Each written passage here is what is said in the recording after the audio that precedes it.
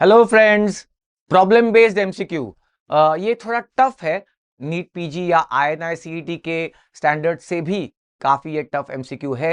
ये ईसीजी जिसको आता है उसको भी ये टफ जाने वाला है। तो चलिए देखते हैं क्या एमसीक्यू है और इसका आंसर और एक्सप्लेनेशन क्या है। Cardiovascular status is being assessed in a 40-year-old man. एक 40-year-old मैन में उसका कार्डियोवैस्कुलर स्टेटस एनालाइज किया जा रहा है। उसका ईसीजी निकाला तो स्टैंडर्ड बाइपोलर लिम्ब लीड्स जो है उसमें क्या नजर आ रहा है। तो ये जो तीन स्टैंडर्ड बाइपोलर लिम्ब लीड्स होते हैं, लीड 1, लीड 2, लीड 3, उनके जो वोल्टेजेस है, आर वेव एम्पलीट्यूड्स, तो उनका तीनों का अगर सम निकाले, the sum of voltages from three bipolar leads is equal to 5 millivolts. समझ रहे हो आप? यानी लीड 1, लीड 2, लीड 3, ये तीन बाइपोलर लिम्ब लीड्स होते हैं ना, इनके जो आर वेव एम्पलीट्यूड्स है, तो वो उनका अगर आप एडिशन करें, 1+3+2 का एडिशन करें, तो वो आ रहा है 5 मिलीवोल्ट्स। तो बेस्ड ऑन दिस डेटा आपको क्या लगता है, ऐसा क्वेश्चन पूछा गया है। Is it the normal heart और is it left ventricular hypertrophy या फिर राइट वेंट्रिकुलर हाइपरट्रॉफी या फिर ये एक एबनॉर्मल रिदम है? आपको कोई आइडिया है कि ये क्या है और इसको कैसे सॉल्व करना है? नहीं? चलो ठीक है, इसका आंसर और एक्सप्लेनेशन देख लेते हैं। सबसे पहले तो इसका आंसर है लेफ्ट वेंट्रिकुलर हाइपरट्रॉफी। नहीं पता ना क्यों? चलो देखते हैं, पूरा एक्सप्लेनेशन समझते हैं। हो सकता है शायद आपको 2 बार वीडियो देखना पड़े to understand the entire calculation.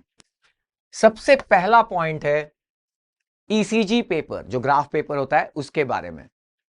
अब ये तो आपको पता होगा कि amplitude of A given wave is of the following scale. क्या स्केल होती है ईसीजी पेपर पे? हॉरिजॉन्टल एक्सिस पे टाइम होता है और वर्टिकल एक्सिस पे एम्पलीट्यूड होता है ना? अगर ये एक ईसीजी है तो हॉरिजॉन्टल एक्सिस में टाइम ड्यूरेशंस पता चलते हैं हमको अलग अलग वेव्स के, और वर्टिकल एक्सिस पे क्या पता चलता है? इन वेव्स का एम्पलीट्यूड पता चलता है ना? अब एम्पलीट्यूड की जहां तक बात है वर्टिकल एक्सिस पे, तो आपने ये जरूर पढ़ा होगा कि on the vertical axis 0.1 millivolt is equal to one small box. One small box, vertically speaking, on the vertical axis, smallest square मतलब 1 millimeter is equal to 0.1 millivolt. सुना है आपने? पढ़ा है ये? अभी पढ़ लो। 1 millimetre is equal to 0.1 millivolt, 0.1 millivolt. Okay, तो इसका मतलब क्या होगा? 10 millimetre is equal to 1 millivolt. Correct? तो ये पहले आपको बाय हार्ट करना था वर्टिकल एक्सिस के लिए, एम्पलीट्यूड के लिए, कि 1 मिलीमीटर मतलब smallest square is equal to 0.1 millivolt amplitude on the vertical axis. तो 10 millimetre is equal to 1 millivolt, या उल्टा याद रखो, 1 millivolt amplitude on the vertical axis. 1 millivolt कब माना जाएगा? जब 10 millimetre, 10 millimetre is equal to 1 millivolt. ठीक है, यहां तक क्लियर है? अब आगे देखते हैं। अब इस गिवन एमसीक्यू में वोल्टेज की जो वैल्यू दी है उन्होंने, वो 5 मिलीवोल्ट है। याद है ना?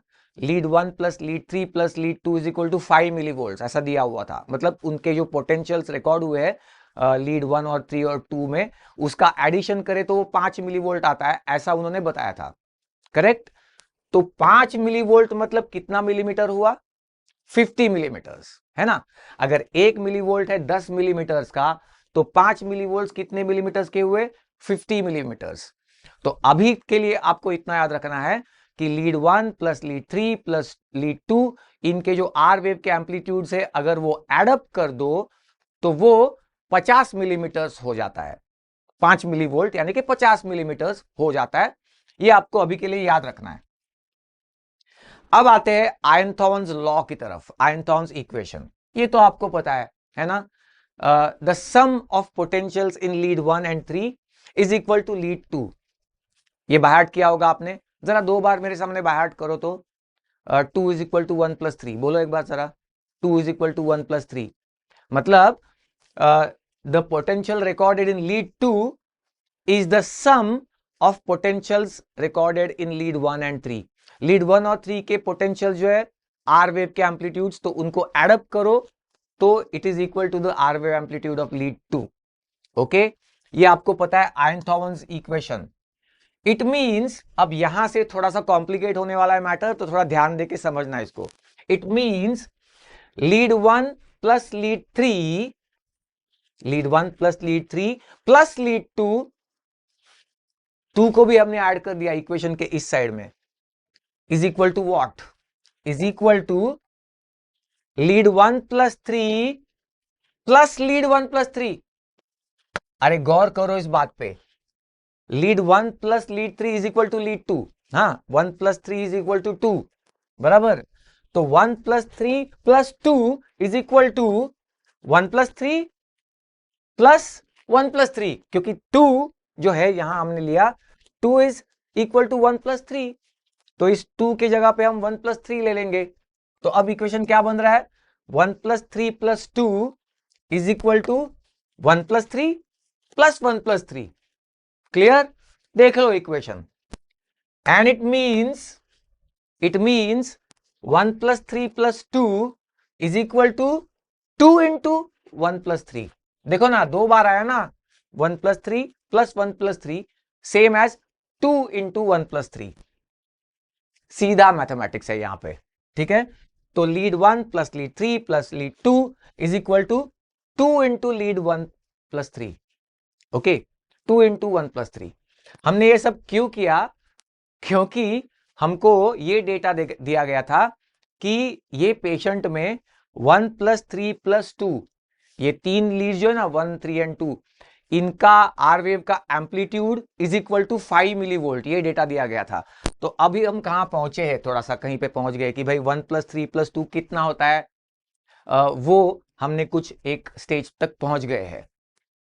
चलो, सो इन द गिवन एमसीक्यू क्या दिया है, lead 1 plus lead 3 plus lead 2, इनके तीनों के एम्पलीट्यूड्स को आप एडअप करो तो 5 मिली वोल्ट आता है, ऐसा बताया गया। 5 मिली वोल्ट मतलब 50 मिलीमीटर्स, ये तो हम देख चुके हैं। 1 मिली वोल्ट 10 मिलीमीटर, तो 5 मिली वोल्ट 50 मिलीमीटर्स, ये भी हम कर चुके हैं। तो अब हम कहां तक पहुंचे, lead 1 plus lead 3 plus lead 2 is equal to 50 millimetres. ठीक, ओके, चलो, that is 2 into lead 1 plus lead 3 is equal to 50 millimetres. देखा ना हमने ये 1 plus 3 plus 2 is equal to 2 into 1 plus 3, ये किया ना अभी ऊपर के स्टेप में, ये देखो यहां पे, बराबर। तो इसका मतलब अगर 1 प्लस 3 प्लस 2 इनका एम्पलीट्यूड 50 मिलीमीटर्स है, मतलब उनका सम किया तो, एडिशन किया तो which is same as 2 into lead 1 plus lead 3 is 50 millimetres. ठीक है, यहां तक हमें पहुंचना था, क्योंकि यहां के आगे आपको एक स्कॉट्स क्राइटेरिया मैं बताने जा रहा हूं। सबसे पहले नोट डाउन करो, इस पेशेंट में ये है एम्पलीट्यूड या sum of the amplitudes. There is something called as Scott's criteria for diagnosis of left ventricular hypertrophy. Left ventricular hypertrophy diagnose करने के लिए एक स्कॉट्स क्राइटेरिया दिया जाता है। वो स्कॉट्स क्राइटेरिया क्या है, R wave in lead 1 plus S wave in lead 3। Okay, इनके एम्पलीट्यूड्स, आर वेव का एम्पलीट्यूड इन लीड 1 और एस का इन लीड 3, इन दोनों का एडिशन अगर आप करो तो वो अगर 25 मिलीमीटर्स है एम्पलीट्यूड, हाँ दोनों एम्पलीट्यूड्स, ये दो लीड्स के एम्पलीट्यूड्स को अगर आप ऐड कर दो, वो अगर 25 मिलीमीटर्स या उससे ज्यादा, 25 या उससे ज्यादा है, तो लेफ्ट वेंट्रिकुलर हाइपरट्रॉफी ये डायग्नोसिस होता है। अब ये क्यों है, ये किसी और वीडियो में हम डिस्कस करेंगे जब हम कार्डियक वेक्टर्स को डिस्कस करेंगे। लेकिन फिलहाल आप इतना याद रखो कि R wave in lead 1 plus S wave in lead 3, इनका मतलब इन दोनों का अगर एडिशन अगर 25 मिलीमीटर हो रहा है या 25 से ज्यादा हो रहा है, तो वो लेफ्ट वेंट्रिकुलर हाइपरट्रॉफी है। तो इसका मतलब ये हुआ 1 plus 3 is equal to 25 millimetres या मोर, तो 2 इंटू 1 प्लस 3 50 मिलीमीटर्स और मोर, है ना। 1 प्लस 3 मतलब इनके एम्पलीट्यूड्स अगर आप ऐड करते हो वो 25 मिलीमीटर हो रहा है या 25 से ज्यादा, 25 या 25 से ज्यादा, तो वो लेफ्ट वेंट्रिकुलर हाइपरट्रॉफी। तो 2 इंटू 1+3, 1+3 इंटू 2 किया तो 50 होना चाहिए ना, 25 इंटू 2 50। अगर 2 into 1+3 is 50 millimeters or more, it is left ventricular hypertrophy, Scott's criteria। Okay, और देखो 2 इंटू 1+3 क्या था, इट वॉज सेम एज, देखो 2 इंटू 1+3 वॉज सेम एज 1+3+2।